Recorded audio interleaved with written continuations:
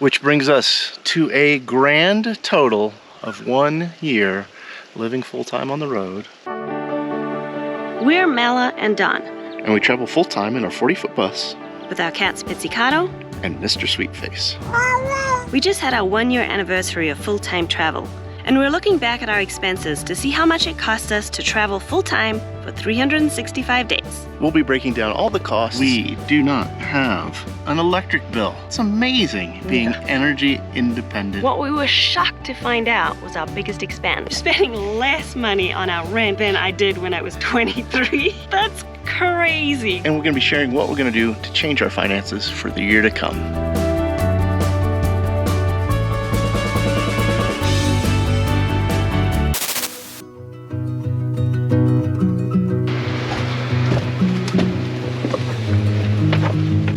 We thought it was important for us to look at our expenses after 1 year of full-time travel to really understand how we're spending our money. I decided I was going to have a really fun time and get all of our bills out and all of our credit card statements and spend a day and a half working on a spreadsheet. We thought we'd share it with you because I know there's a lot of people out there who are thinking about this lifestyle too and wondering, how much does it really cost to live in a bus and travel full-time?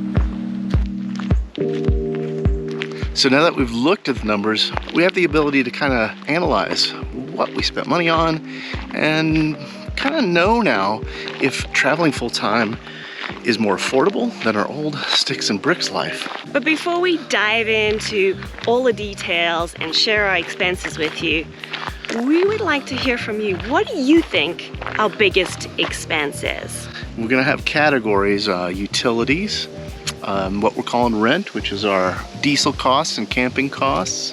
There's cat expenses. Groceries. Entertainment. Miscellaneous expenses. And some medical expenses.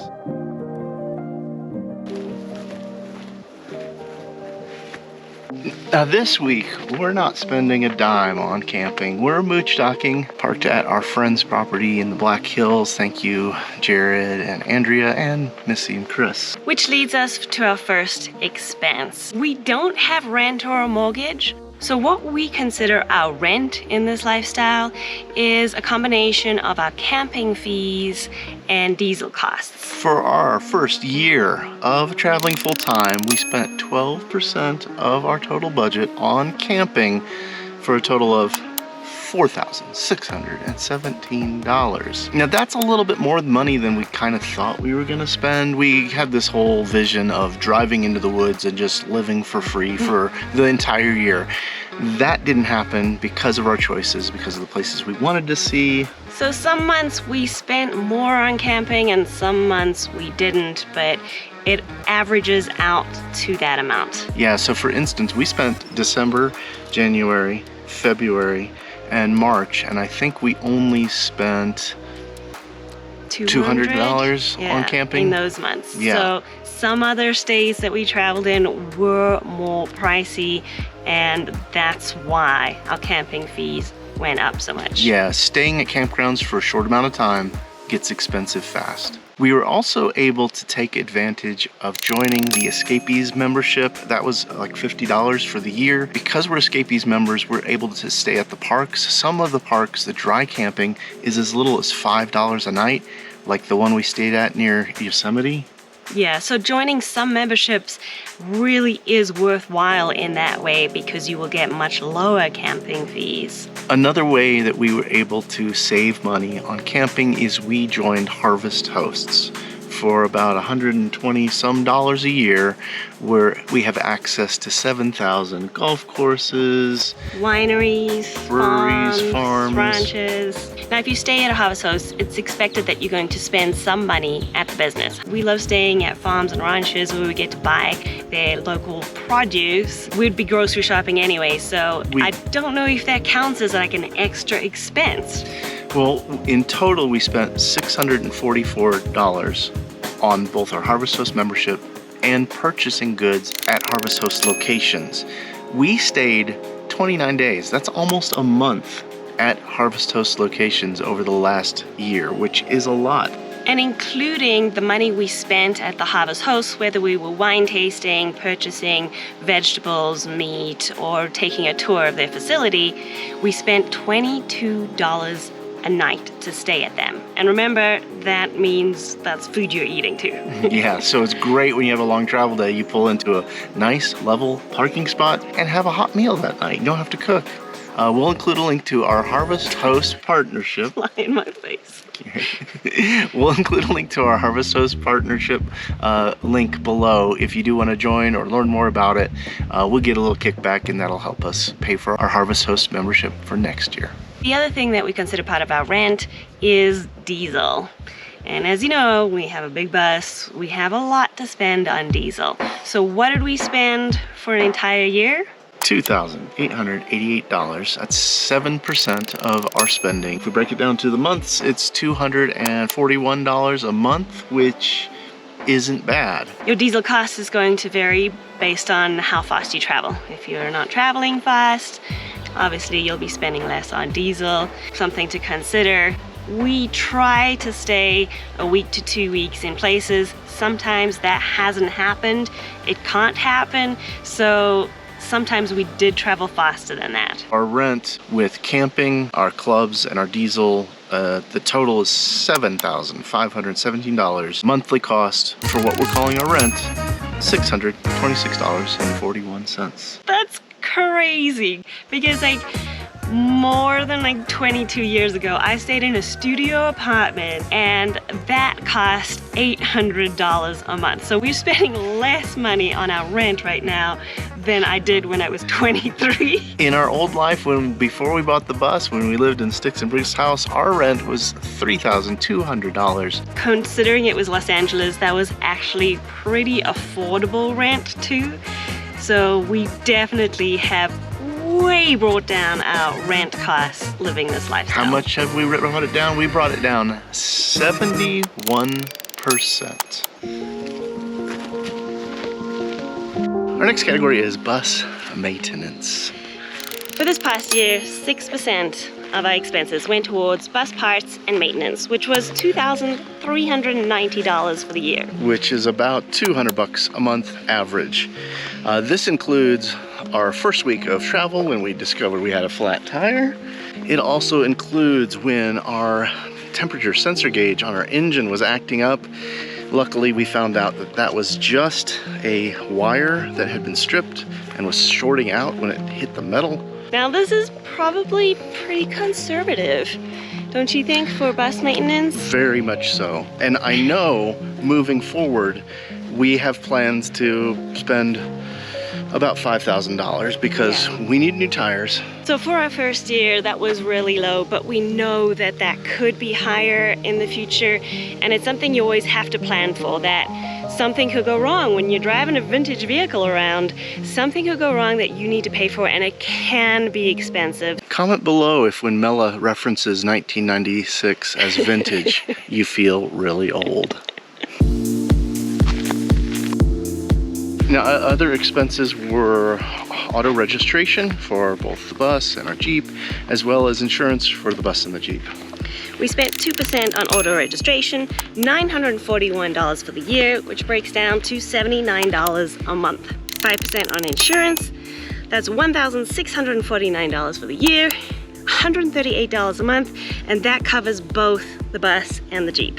Speaking of the Jeep, we still need to buy gas for the Jeep, and this year we spent less than 1% of our entire spending budget on gasoline for our Jeep. $490 for the year, which is about $41 a month. We spent a lot more on gas commuting to work. When we lived in a house, which means we spend about 78% less on gasoline for commuting around. Yeah.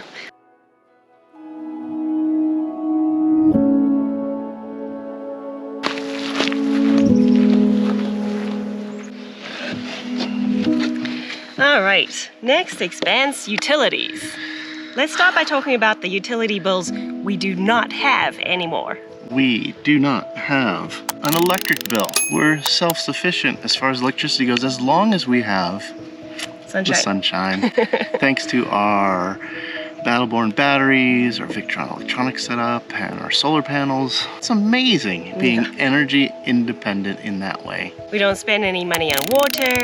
We've never paid for water. We've always been able to fill up with water for free everywhere we've gone.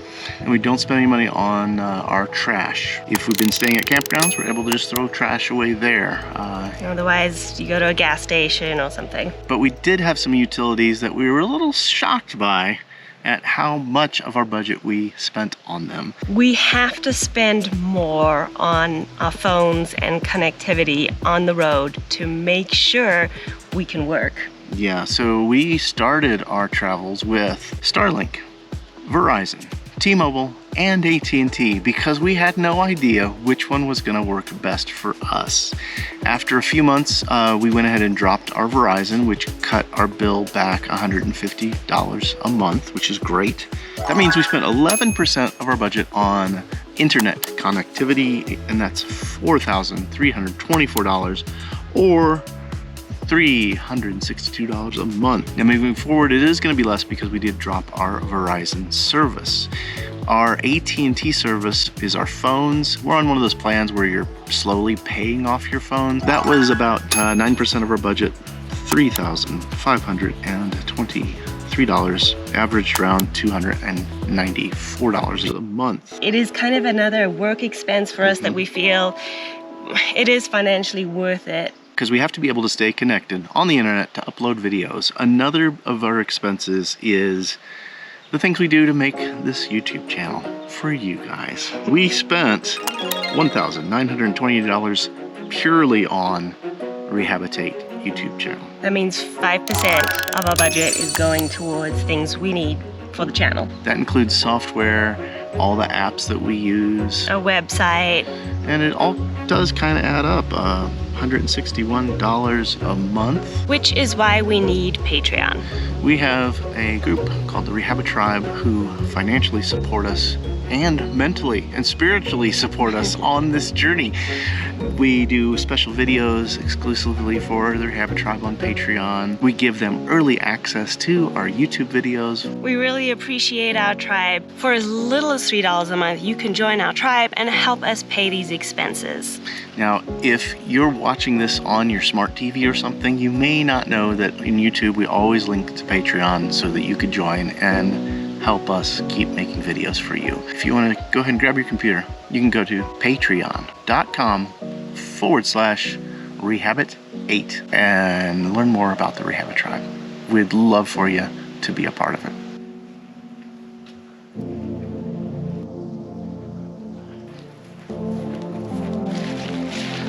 Expenses that were new to us this year, postage. We have a postage service because we don't have a mailbox. So we spent $542, which equals $46 a month. We have to spend money on laundry at laundromats. It's less than 1% of our budget, but it comes to $520 a year, which is $44 a month.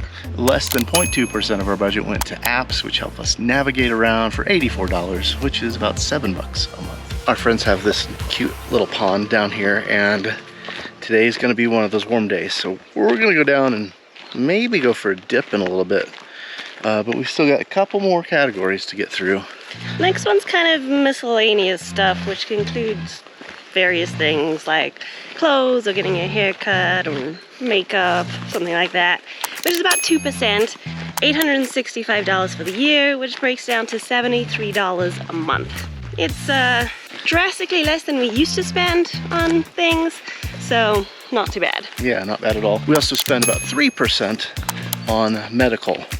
Mostly because I threw my back out again. As you guys know, I have a long history of having back problems. Rehabilitate would not be Rehabilitate without 2 humans and 2 cats. So our pet expenses this year were 4% of our budget for $1,478 a year. That's $123 a month.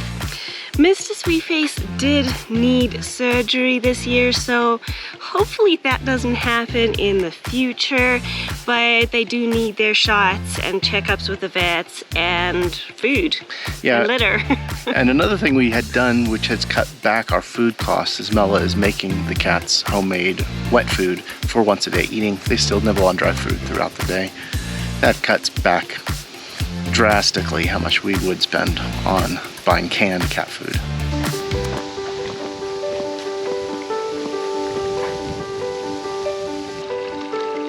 It's nice and cool down here. It is. There's a lovely little pond down here. We got some shade, which brings us to our biggest budget item for Drum the roll, whole please. year.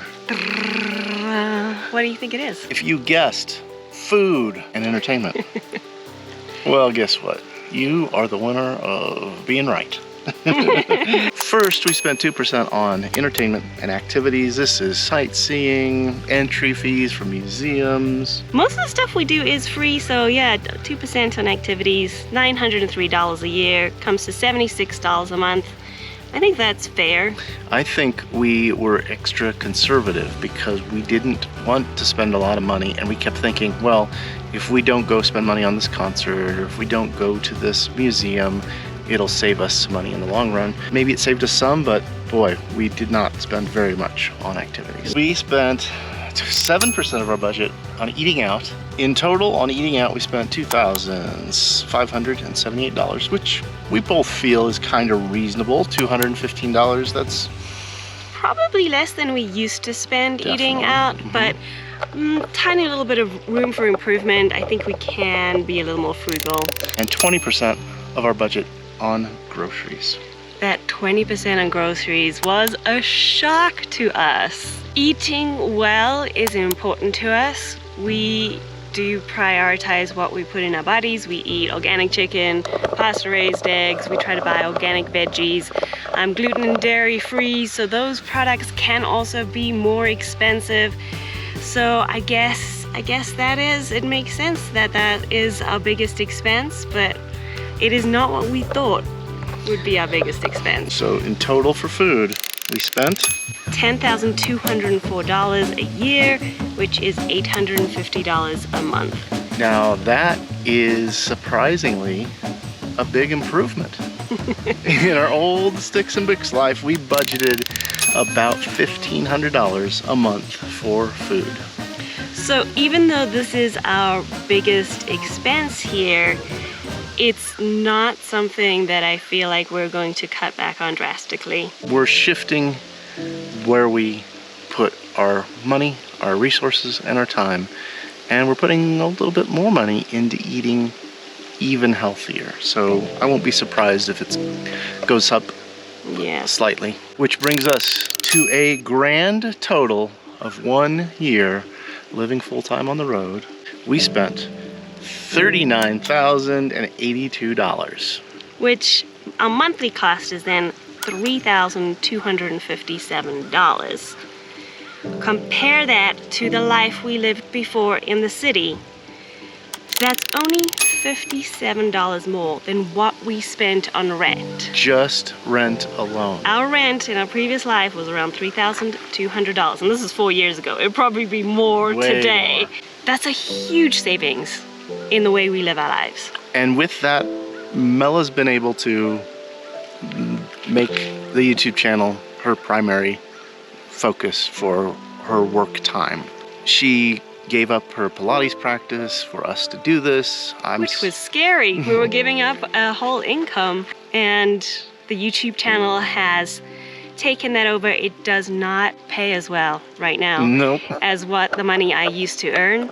So it was a big, scary transition for us to make, but clearly our expenses in this lifestyle are much, much lower. I think one of my biggest takeaways from looking at our expenses is we're probably going to be able to cut back on what we spend on our rent, our camping, and our diesel.